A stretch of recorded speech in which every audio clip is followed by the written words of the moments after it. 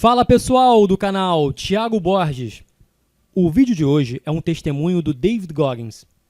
David Goggins é um ex-militar da Marinha Americana, atleta de corridas de longa distância, palestrante motivacional e autor. Goggins acredita fortemente que se colocar em situações desconfortáveis todos os dias faz com que criemos resiliência mental, levando-nos para um próximo nível de expansão da consciência. Inseri legendas nesse vídeo para facilitar o acesso para pessoas com deficiência auditiva e também facilitar a compreensão de todos. Estou disponibilizando essa palestra em texto e também em áudio MP3 lá no meu canal do Telegram. O link para o meu canal do Telegram está aqui na descrição. Espero que gostem do vídeo de hoje. Bom estudo! Vamos dar as boas-vindas a David Goggins. Seja bem-vindo. Nós realmente agradecemos por ter vindo contar sua história de vida para crianças e coaches em nossa cidade. Foi um ótimo dia. Você foi incrível ontem, muito obrigado. Eu que agradeço, muito obrigado. Você teve uma infância difícil, se eu entendi bem, e parte da sua história foi superar coisas que... Às vezes eu penso que as pessoas se limitam a pensar, sabe, eu tive um início tão ruim. E nós começamos a acreditar que não podemos nos tornar melhores do que éramos nesses dias difíceis. Então, é realmente útil, eu acho, para as pessoas terem um exemplo, pois hoje você está em uma situação muito diferente de como as coisas eram quando começou. Você poderia explicar um pouco mais de como tudo começou? Eu vou explicar. Para começar, eu nasci em Buffalo, Nova York, e meu pai tinha um bar. Não sei se vocês conhecem ou não o Rick James. Se não conhecem, o show de Dave Chappelle pode lhes familiarizar com o assunto. De qualquer forma, meu pai ajudou o Rick James a ficar famoso. E, dito isso, meu pai era um homem muito abusivo. Eu nunca vou esquecer a vez que eu assisti meu pai arrastar minha mãe escada abaixo pelos cabelos. Foi muito triste para mim e meus irmãos. Minha mãe teve que nos enviar cartas. Então, sabe, nós não podíamos fazer educação física, porque estávamos com hematomas de tanto apanhar. E minha mãe finalmente tomou coragem, depois que meu pai acabou com a alma de todos na casa. Minha mãe tomou coragem para finalmente se mudar dali. E para minha sorte, ela se mudou para uma pequena cidade chamada Brasil, Indiana. Lá tem cerca de 10 mil habitantes e apenas 3 famílias negras. Então, para resumir, fui chamado de preto todos os dias da minha vida. E eu esqueci minha primeira vez. Eu peguei meu carro e eles picharam: "Ei, preto, nós vamos te matar." Então, estou tentando descrever a situação para todos vocês, para que entendam que vocês não precisam de muito para ter sucesso na vida. Foi mais ou menos assim que eu comecei. Todas essas dificuldades podem ter te abatido tanto que você pôde mudar todo o seu senso de valores. De alguma forma você superou isso. Sabe dizer como? O que te deu a habilidade de superar esse começo ruim? Bem, eu não era muito talentoso. Eu me formei como o segundo pior aluno da minha classe. Eu não fui à escola praticamente, porque eu peguei meu... Muito obrigado, agradeço por isso. Obrigado. Eu não fui muito à escola porque eu era, sabe, constantemente espancado, sofria bullying constantemente, então me tornei muito inseguro. E o único talento, sim, eu chamo de talento, é um grande dom que eu tenho. Eu tenho sempre ouvido essa voz na minha cabeça. E a voz vem de Deus. E, sabe... Com todas as minhas inseguranças, todos os problemas que eu tinha quando criança, eu era guiado por Deus. E eu nunca culpei Deus por quaisquer coisas ruins que eu tenha passado. Desde problemas de saúde, a ter um pai ruim e ter, sabe, sofrido bullying.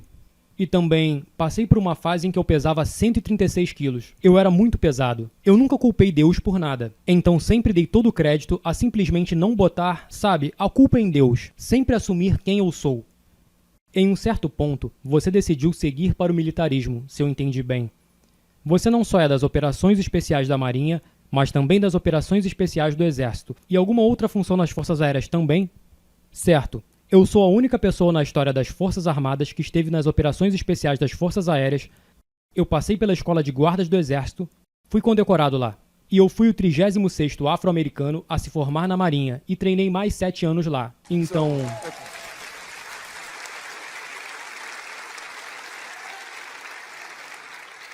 Mas o que é engraçado sobre isso é que o que me levou nessa direção foi eu não querer fazer isso. Vocês escutaram um pequeno pedaço da minha história. Eu era uma pessoa muito insegura, culpava todos por não chegar a lugar algum. Eu culpava as pessoas que me chamavam de preto, culpava meu pai por me bater, culpava minha mãe por não ter estado lá, ela é uma boa mãe.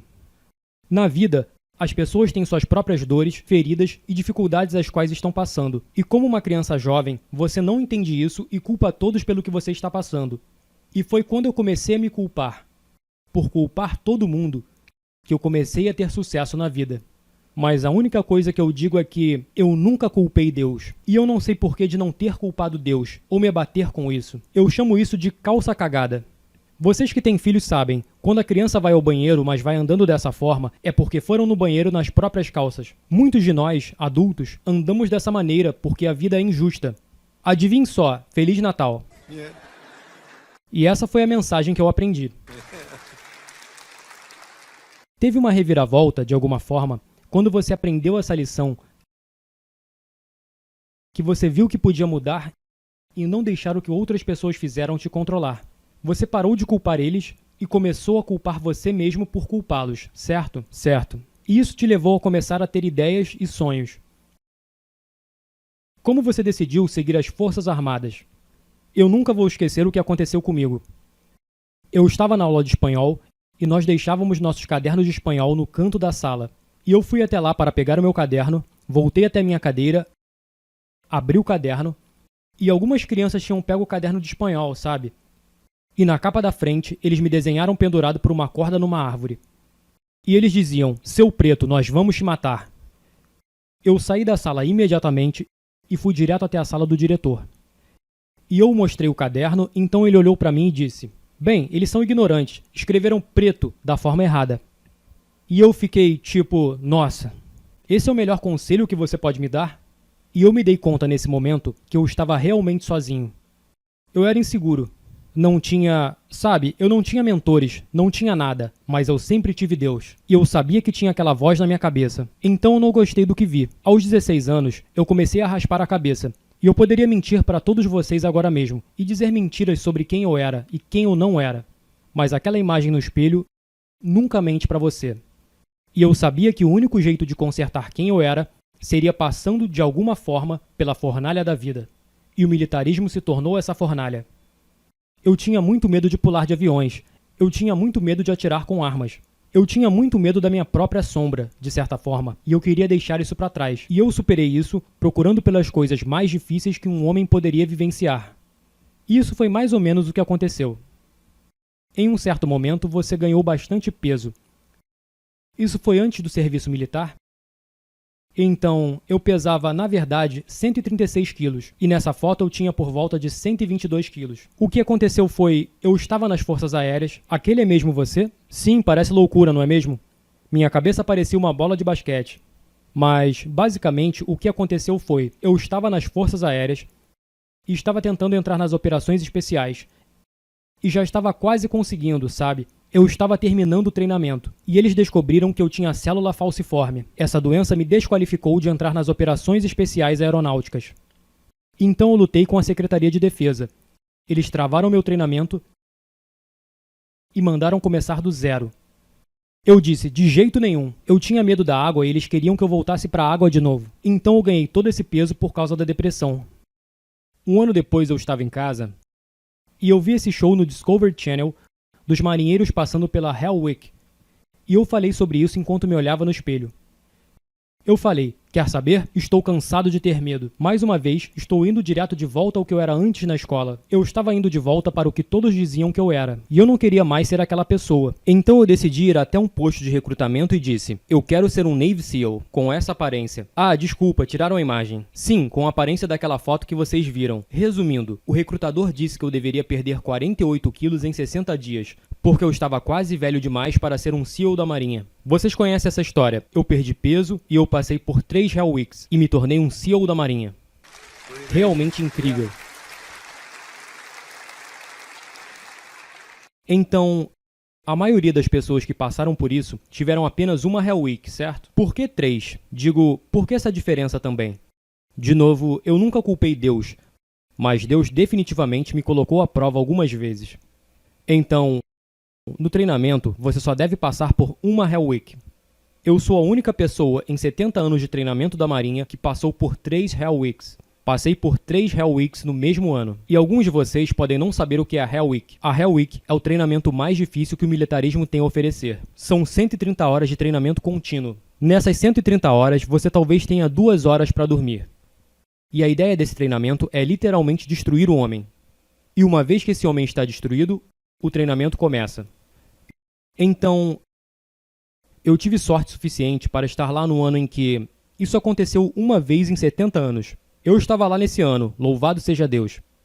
A ordem do comandante era: se qualquer um de vocês se machucar, ou qualquer um de vocês sentir alguma coisa, nós vamos te mandar de volta para o primeiro dia de treinamento. Eu não ligo se você está na última semana de treinamento, e o treinamento tem 6 meses de duração. Eu vou te botar de volta no dia 1. Então o que aconteceu comigo foi: a Hell Week é na 5ª semana do treinamento, e em algum momento da Hell Week eu me machuquei e voltei para o primeiro dia de treinamento.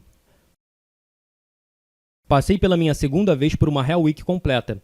Estava me preparando para começar a segunda fase do treinamento. Eu estava todo feliz, porque a Hell Week é a parte mais difícil do treinamento. O que aconteceu? Eu machuquei a perna e voltei para o primeiro dia mais uma vez. Comecei do primeiro dia novamente.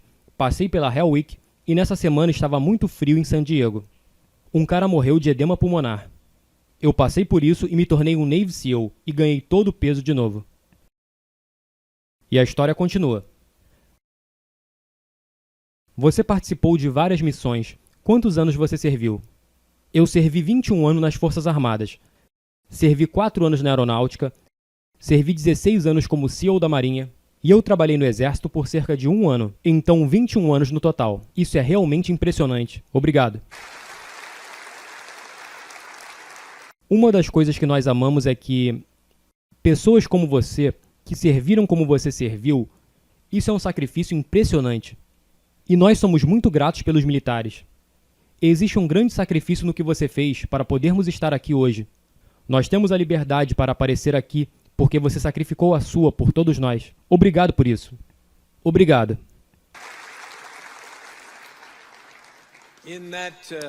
Após essas missões em que serviu 21 anos nas Forças Armadas, quando você saiu, decidiu perseguir um outro tipo de loucura. Certo. Ultramaratona. Como você se viu com essa ideia? Então, se vocês aqui estão familiarizados com o livro O Grande Herói, é sobre um cara chamado Marcus Luttrell. Eu estava servindo por quase uma década, sabe? E fazendo treinamento da Marinha por tanto tempo. Eu conheci muitos caras que estavam nessa operação. Para vocês que não sabem sobre essa operação, o que aconteceu foi o pior incidente na história dos marinheiros. Tinham 4 caras fazendo uma vigia e eles foram descobertos por outras pessoas. Resumindo, todos morreram, exceto Marcus Luttrell. E nesse ponto, eu estava com cerca de 100 quilos, colocando meus tênis de correr. E muitos desses caras tinham filhos. Então eu queria levantar dinheiro para esses familiares, sabe? E a melhor forma que eu encontrei para fazer isso foi ter pesquisado online e encontrado uma fundação chamada Special Operations Warrior Foundation. Essa fundação manda crianças para a faculdade se seus pais foram das operações especiais e morreram em combate. Então eu encontrei essa grande fundação, mas eu não sou uma pessoa muito inteligente. Então pesquisei no Google os 10 eventos mais difíceis do mundo.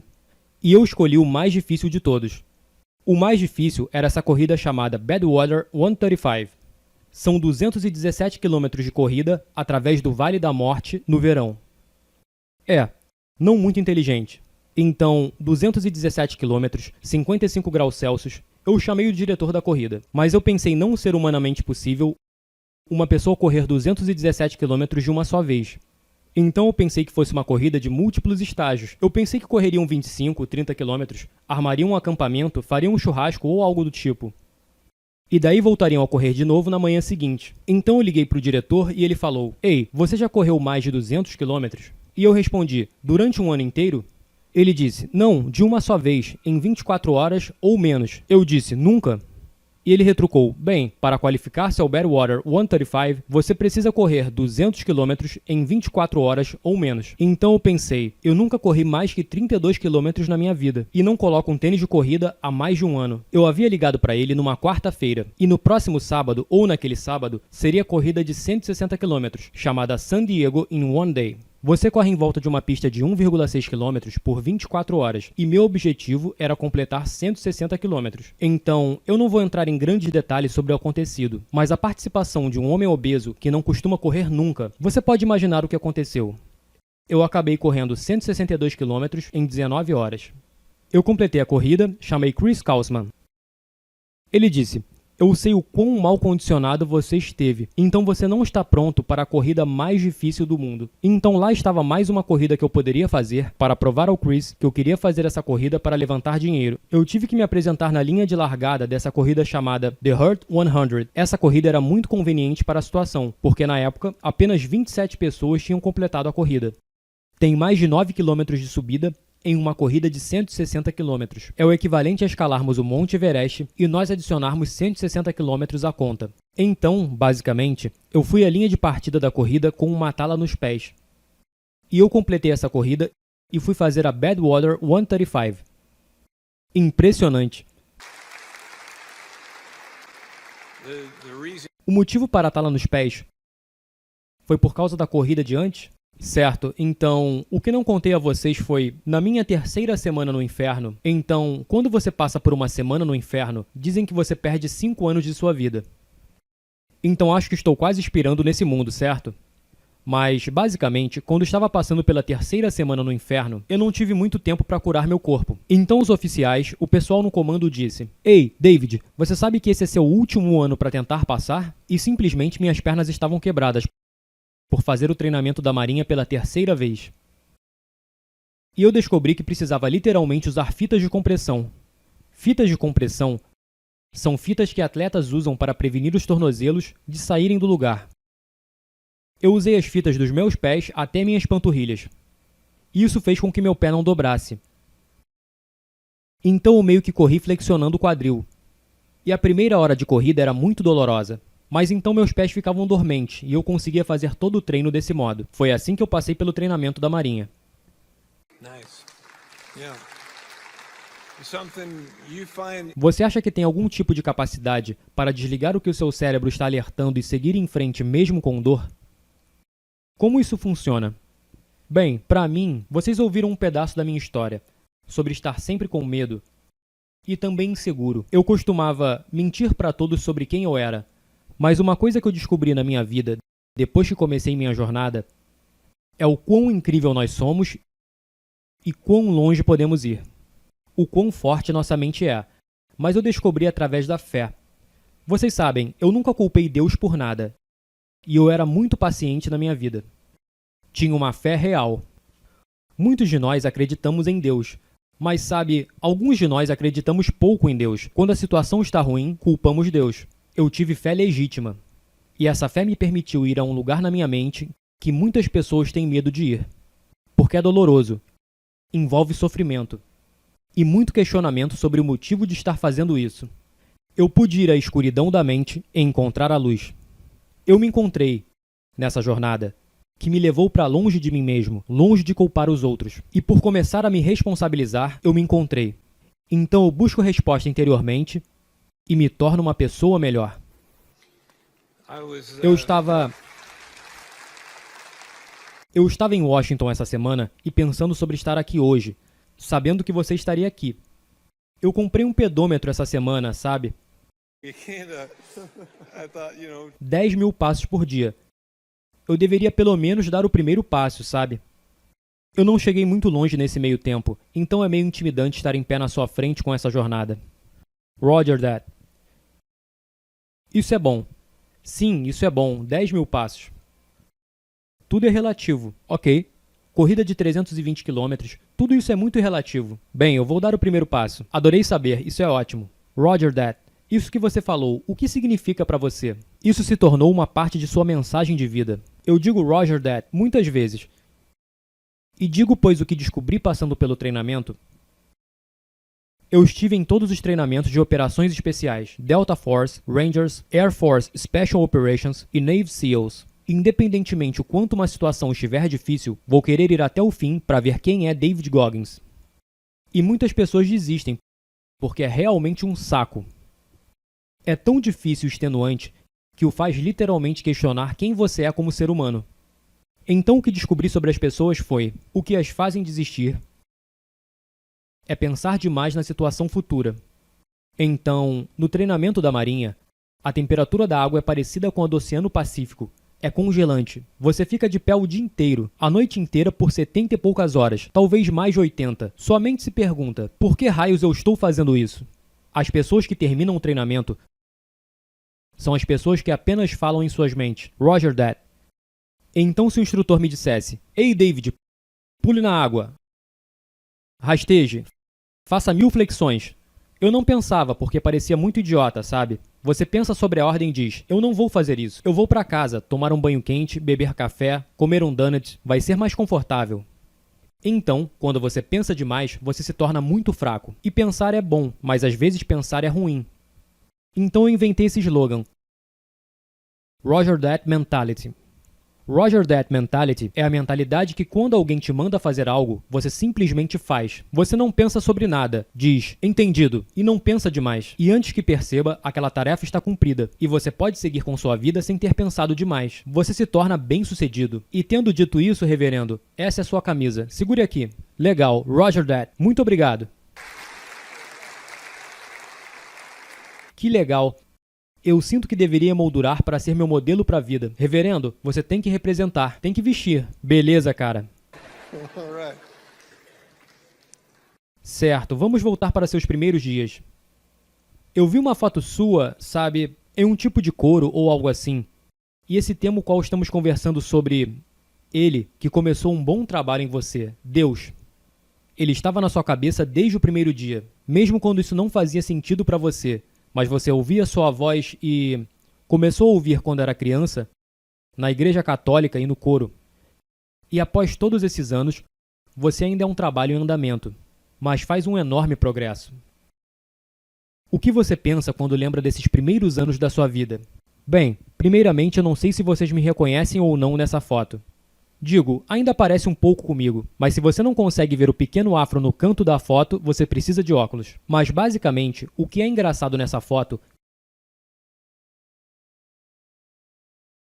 é que eu lembro que no começo eu estudava muito. Eu estava tão nervoso e com medo de tudo. E nunca vou esquecer quão difícil foi pra mim, porque tinha essa voz que me incomodava. Porque minha mãe ia me assistir bastante, grande mulher. E meu pai era tão abusivo, mas essa voz na minha cabeça continuava me assombrando sobre o que fazer. E se eu fizesse errado, a voz continuava lá. Eu pensava: pelo amor de Deus, me deixe em paz. Estou tão cansado de pegar o caminho difícil. E esse caminho difícil, na verdade, era Deus, meio que me guiando através de toda a minha vida. E eu percebi que todos me perguntam como eu consegui chegar onde estou hoje sem ter um mentor. Sem ter todas essas grandes coisas que as pessoas acham que precisam para ter. Sabe, as pessoas acham que você precisa ter os melhores pais e dinheiro e a melhor educação e um grande talento de atletismo e muitas outras coisas. E eu percebi, sabe, que eu sou tão grato por eu não ter deixado essa voz. Porque a voz me guiou para onde estou hoje. E por mais doloroso que tenha sido seguir essa voz e sempre dizer às pessoas os erros que cometia, eu me desculpava e tomava para mim a responsabilidade. Foi essa voz, especificamente, que me guiou até aqui. E essa voz era de Deus. Então, eu dou todo o crédito a Deus. E é isso. Realmente incrível. Parece que você tem dito Roger that para Deus todos esses anos. Ele te mostra o que fazer e você faz. Isso é a pura verdade. Eu quero agradecer a você por ter vindo ser parte disso ontem e compartilhar a sua vida com as crianças que estão sendo formadas em quem Deus quer que elas sejam. Eu acredito que você fez a diferença ao inspirá-las a pensar diferente ao ouvir essa voz. E o que o futuro nos reserva? Quem sabe? Deus sabe. Como um trabalho em andamento que nós somos, eu só consigo imaginar o impacto ainda maior no que você está fazendo e quem você é. O espírito que habita em você é realmente inspirador. Sua história é realmente inspiradora. Você nos inspirou hoje e eu gostaria de agradecê-lo por isso. Quero agradecê-lo por todos nós, por você ter nos dado uma noção de quem é Deus através de como se sente e como seguiu ele em sua jornada. Obrigado. Mais uma coisa, lembrem-se, tudo o que vocês precisam é tomar fôlego. Eu conversei com pessoas que foram explodidas, pessoas que não tinham as pernas, e todos querem saber, sabe, encontre o seu 100%. Não é o meu 100%, é o seu 100%. Seja quem você for, encontre seu 100%. Tudo que você precisa para ser grande é tomar fôlego. Você não precisa de muito talento, você não precisa de qualquer outra coisa. Então, eu agradeço, reverendo. Muito obrigado. Navy SEAL David Goggins. Obrigado.